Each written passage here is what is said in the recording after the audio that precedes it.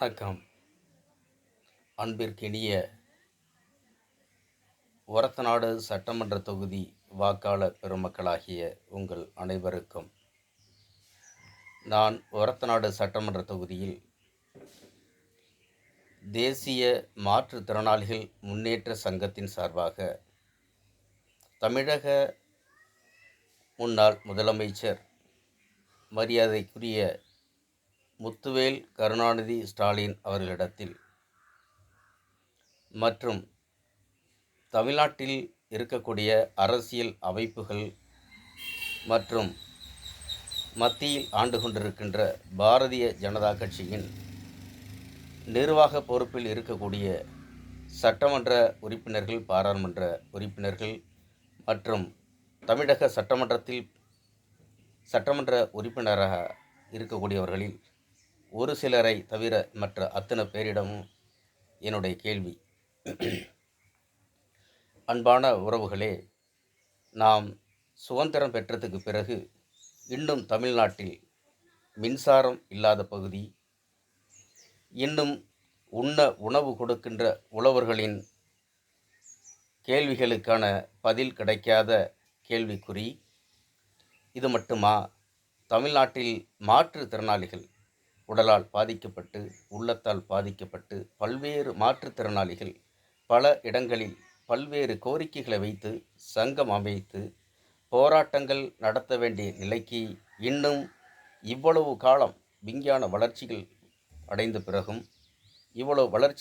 பிறகும் ஏன் இந்த நாட்டில் இன்னும் போராட வேண்டிய நிலைக்கு தள்ளப்பட்டு வருகிறார்கள்? இது மட்டுமல்ல, தமிழ்நாட்டில் பகுத்தறிவு பகலவன் தந்தை பெரியார், பேரறிஞர் அண்ணா அவர்கள், இவர்களுக்கு பிறகு திராவிட முன்னேற்ற கழகம் காங்கிரஸ் கட்சியை ஓரந்தள்ளிவிட்டு, அந்த காங்கிரஸ் கட்சி இல்லாமல் உங்களால் ஏன் ஆட்சி அமைக்க முடியவில்லை?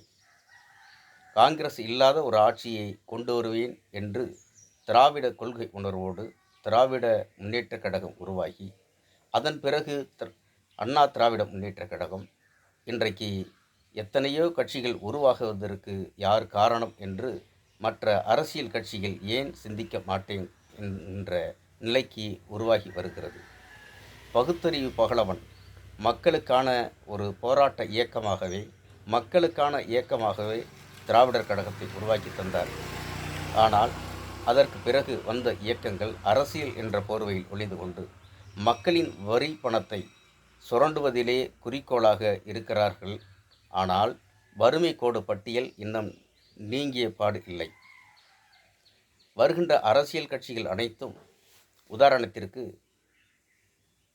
தற்பொழுது தமிழக வாழ்வுரிமை கட்சி என்ற அமைப்பிலிருந்து வெளியேறிய ஐயா வேல்முருகன் அவர்கள் 5 ஆண்டு காலங்கள் சட்டமன்றத்தில் இருந்துவிட்டு, தமிழ்நாடு அரசோடு இருந்துவிட்டு, மற்ற அமைச்சர்கள் என்ன செய்கிறார்கள், அரசியல் இயக்கங்கள் என்ன செய்து வருகிறது என்பதையெல்லாம் உற்று கவனித்துவிட்டு, கடைசி நேரத்தில் அவருடைய கோரிக்கைகள் நிறைவேறவில்லை என்ற காரணத்தினால் வெளியேறி இருக்கிறார். இத்தனை காலங்கள் இவரால் கேட்க முடியவில்லையா? சட்டமன்றத்தில் இவரால் பேச முடியவில்லையா? சட்டமன்றத்தை விடுங்கள், இவர் ஒரு போராட்ட கொள்கை வீரராகவே வெளி உலகிற்கு தெரிந்த ஒன்றுதானே. அப்படி இருக்கின்ற பட்சத்தில் ஏன் சட்டமன்றத்திற்கு முன்னதாகவே இவர் போராடி இருக்கலாம், மக்கள் மன்றத்திற்கு முன்னாக இவர் போராடி இருக்கலாம். அப்போ இவர் போராடவில்லை, இந்த நேரத்தில் ஒதுங்கி வெளியில் வருவதற்கு காரணம் இவர் வேறு எதையோ எதிர்பார்த்தாரோ என்ற கேள்விக்குறி எழும் நிலைக்கு இருக்கிறது. இதே போன்றுதான் எந்த அரசியல் கட்சிகளாக இருந்தாலும் 1 சீட்டு 2 சீட்டு 5 சீட்டுகளுக்காகத்தான் நீங்கள் அரசியல் இயக்கங்கள் நடத்தி வருகிறீர்களா என்பதை கேட்க வேண்டிய நிலையில் இன்றைக்கு இருக்கிறோம். அன்பான உறவுகளே, தமிழ்நாட்டில் மாற்றுத்திறனாளிகள் எதற்காக போராடினார்கள் என்பதை கேட்பதற்கு இந்த அரசியல் இயக்கங்களுக்கு ஏதாவது ஒரு சின்ன பொறி கூட உங்களுக்கு தட்டவில்லையா? மனித நேயம் என்பது உங்களுக்கெல்லாம் இல்லாமல் போனதா? மாற்றுத்திறனாளிகள் போராடுகிற பொழுது இந்த மாற்றுத்திறனாளிகளுக்காக நீங்கள் ஏன் முன்வந்து போராடவில்லை என்பது என்னுடைய கேள்வியாக எழுகிறது இந்த நேரத்தில். அன்பான அரசியல் அமைப்புகளே, மாற்றுத்திறனாளிகள் என்பது உங்களை போன்ற சராசரி மனிதர்கள் தான் என்பதை உணராமல் போனதற்கு காரணம் என்ன என்பதை இந்த நேரத்தில் கேட்க வேண்டிய நிலையில் நான் இருக்கிறேன். அன்பான உறவுகளே, நாங்கள் உணவின்றி, உடுத்த உடையின்றி, இருக்க இடமின்றி, இன்னும் இந்த நாட்டில் கேள்விக்குறோடு குறியோடையே வாழ்ந்து வருகிறோமே. நாங்கள் எதற்காக உங்களிடம் போராடினோம்? மற்ற மாநிலங்களுக்கு முன்மாதிரி மாநிலமாக தமிழ்நாடு இருக்கிறது என்று சொல்கிறீர்கள்.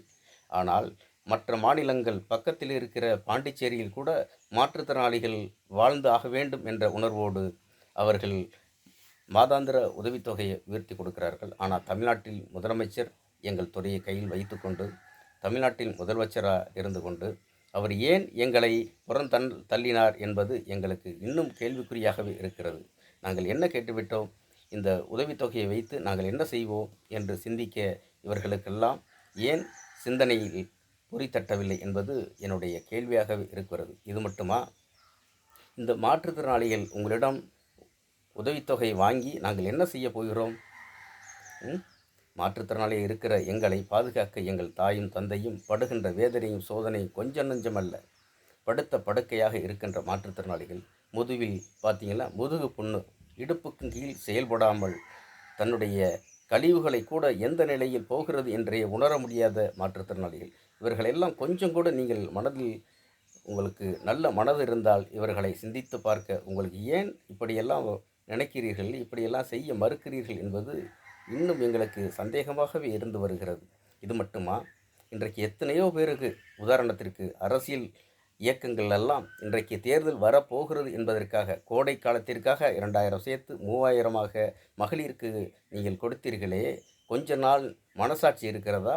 அவர்கள் மட்டும்தான் இந்த மண்ணில் வாழ வேண்டுமா? உடலால், உள்ளத்தால், மனதால் ஒரு இல்லத்தில் இருந்து வாழ்வதற்கே நாங்கள் மிகப்பெரிய சிரமங்களை சந்தித்து வருகிறோமே. எங்களுக்கு உதவுவதில் உங்களுக்கு என்ன அவ்வளவு கஷ்டம் என்பது எனக்கு இன்னும் கேள்வியாகவே இருக்கிறது. அன்பான உறவுகளே, தமிழ்நாட்டின் முதலமைச்சராக இருந்த முத்துவேல் கருணாநிதி ஸ்டாலின் அவர்களே, எங்கள் துறையை நீங்கள் வைத்திருக்கிற பொழுது உள்ளபடியே மிகப்பெரிய சந்தோஷத்தை பற்றி. அது மட்டுமா, நான் களம் காண இருக்கின்ற ஒரத்தநாடு சட்டமன்ற தொகுதியில் நீங்கள் உள்ளாட்சி பிரதிநிதிகள் மாற்றுத்திறனாளிகளுக்கு நியமன அடிப்படையில் தர இருக்கிறீர்கள், உத்தரவிட்டு இருக்கிறீர்கள் என்று தெரிந்தவுடன் உடனடியாக ஒரத்தநாடு பகுதியில் இருக்கின்ற அத்துணை திராவிடர் முன்னேற்ற கழகத்தின் சார்பில் நானும் எங்கள் அமைப்பும் கலந்து கொண்டு மிகப்பெரிய ஒரு இனிப்புகள் வழங்கி கொண்டாடினோம். அண்ணா சிலை அருகில் நாங்கள் கொண்டாடினோம். அண்ணாவின் கொள்கை உணர்வு வெளிப்பட்டு கொண்டிருக்கிறது. உலகத்திலேயே முதல் முறையாக இப்படி ஒரு நிகழ்வை உருவாக்கி தந்திருக்கிறீர்கள் என்று நாங்கள் அவ்வளவு பெருமை கொண்டோம். ஆனால் இதற்கு புறம்பாக, இதற்கு மாறாக இன்றைக்கு மாற்றுத்திறனாளிகளை போராட விடுகிறீர்கள். யாரை வேண்டுமானாலும் போராட விடுங்கள், ஆனால் உயிரோடு விளையாடுகிறீர்கள். மாற்றுத்திறனாளிகள் என்பது உயிருக்காகத்தான் நாங்கள் உங்களிடம் போராடுகிறோம், வாழ்வதற்காகத்தான் போராடுகிறோம். இது விடுங்கள். படித்தோம், பட்டம் பெற்றோம், பட்டம் பெற்று இன்னும் நாங்கள் வேலைவாய்ப்பு அலுவலகத்தில் பதிவு செய்துவிட்டு காத்திருக்கிறோம். எல்லோருக்குமே போட்டித் தேர்வு என்று சொன்னால், இந்த போட்டித் தேர்வு இருக்கிற பொழுது எதற்கு வேலை வாய்ப்பு அலுவலகம் என்பது எனக்கு கேள்வியாக எழுகிறது. அன்பான உறவுகளே, சமீபத்தில் 4 ஆண்டுகளுக்கு முன்னாடி பள்ளி கல்வித்துறை அமைச்சர் அவர்கள் அன்பில் மகேஷ் பொய்யாமொழி அவர்கள் தஞ்சாவூரில் மாற்றுத்திறனாளிகளுக்காக ஒரு தொழில் மையத்தை திறந்து வைத்துவிட்டு சென்றார். அந்த தொழில் மையத்தோட நிலை என்னவாக இருக்கிறது என்று மாவட்ட ஆட்சியரிடத்தில் 3 மாவட்ட ஆட்சியர்கள் மாறி இருக்கிறார்கள். எல்லோரிடத்திலும் மனு, எத்தனையோ போராட்டங்கள். எதை செய்தாலும் இந்த காதில் வாங்கி இந்த காதில் விட்டுட்டு போகிற நிலைக்கு தான் உயர்ந்து கொண்டிருக்கிறது. தற்பொழுது மாவட்ட ஆட்சியராக இருக்கக்கூடிய மரியாதைக்குரிய பிரியங்கா பங்கஜம் அவர்களிடத்தில் நாங்கள் கோரிக்கை மனுகள் கொடுத்தோம். ஒரு நாள் கூட வந்து அவர்கள் பார்த்ததே கிடையாது. இந்த தொழில் மையம் 50 லட்சத்துக்கு மேலாக ஒதுக்கி கட்டிடம் கட்டி அதுக்கான மிஷினரியல் வந்து இறங்கி அதை செயல்படுத்த முடியாத நிலையில் இருப்பதற்கு காரணம் என்ன என்பதை நீங்கள் சிந்தித்து பார்க்க வேண்டும். அது மட்டுமா, இந்த எங்களுக்கு திறந்து வைத்த அன்பில் மகேஷ் பொய்யாமொழி இடத்திலும் கூட நாங்கள் பலமுறை மனு கொடுத்தோம். ஆனாலும் எங்களை திரும்பி பார்ப்பார் இல்லை. இப்படி இருக்கும் பட்சத்தில் நாங்கள் என்ன செய்வது? எங்களுடைய கோரிக்கைகளை, எங்கள் உரிமைகளை நாங்கள் கேள்வி கேட்க வேண்டிய இடம் இருந்திருக்கிறது. ஆனால் எங்களுக்கு ஒரு சட்டமன்ற உறுப்பினர் எங்களுக்கு ஒதுக்கி கொடுத்தீர்களே, ஆனால் ஏன் உங்கள் கட்சியில் திராவிட முன்னேற்ற கழகத்தில் கூட ஒரு மாற்றுத்திறனாளிகளுக்கு ஒரு சட்டமன்ற உறுப்பினர் இடத்தை ஒதுக்கி கொடுத்தால் என்ன? அன்பான உறவுகளை நாம் சிந்திக்க வேண்டிய தருணத்தில் இன்றைக்கு நாம் இருந்து வருகிறோம். இவர் திராவிட முன்னேற்றக் கழகம் சரி, அனைத்திந்திய அண்ணா திராவிட முன்னேற்றக் கழகம் சரி, மற்ற அரசியல் கட்சிகளும் சரி, எந்த கட்சிக்கும் நம்மளை சிந்திக்கும் இடமே இல்லை என்பதை இந்த தருணத்தில் தெரிவித்து கொள்ள ஆசைப்படுகிறேன். அதே வேளையில் ஒரத்தநாடு சட்டமன்ற தொகுதியில் நான் போட்டியிட காத்திருக்கிறேன். எனக்கு நீங்கள் எல்லாம் ஒத்துழைப்பு நல்கி என்னை ஒரு புதிய முயற்சியாக நான் முயற்சி எடுக்கின்ற இந்த முயற்சிக்கு நீங்கள் ஒத்துழைப்பு தர வேண்டும் என உங்களிடம் அன்போடு கேட்டுக்கொள்கிறேன். ஒரத்தநாட்டில் தேர்ந்தெடுக்கப்பட்டிருக்கின்ற உங்களுடைய இயக்கத்தின் வேட்பாளர் அவர்கள் எத்தனை முறை நின்றிருக்கிறார் என்பதையெல்லாம் நீங்கள் சிந்தித்து பாருங்கள். அவர்களால் இந்த ஒரத்தநாடு சட்டமன்ற தொகுதியில் என்ன நிகழ்ந்திருக்கிறது, என்ன செய்திருக்கிறார் என்பதையெல்லாம் சிந்தித்து பாருங்கள். அன்பான உறவுகளே, விவசாய குடும்பத்தில் பிறந்தும் நாம் விவசாயிகளின் நிலை மிகப்பெரிய கேள்விக்குறியாக இருக்கிறது. கல்யாண ஓடை கால்வாய் இருக்கிறது, அதை தூரெடுத்தார்களா அல்லது நீர்நிலைகளை மேம்படுத்தினார்களா அல்லது தூரெடுத்து அதை பாதுகாத்தார்களா? ஒரத்தநாடு அருகில் புதுவூர் கிராமத்திற்கும் பக்கத்தில் இருக்கக்கூடிய ஏரி எத்தனையோ ஆண்டுகளாக ஆட்சி மாறி மாறி வந்தாலும் அந்த ஏரியின் நிலை கேள்விக்குறியாக இருக்குது. இதையெல்லாம் பாதுகாத்து பராமரிக்க தூரெடுத்து மக்களோடு சேர்ந்து மனித நேயத்தோடு வாழ வைப்பதே என்னோட லட்சிய குறிக்கோள் என்று சொல்லி இந்த தருணத்தில் ஒரத்தநாடு சட்டமன்ற தொகுதியின் வெற்றி வேட்பாளராய் வலம் வர இருக்கின்ற நெடுவை எஸ்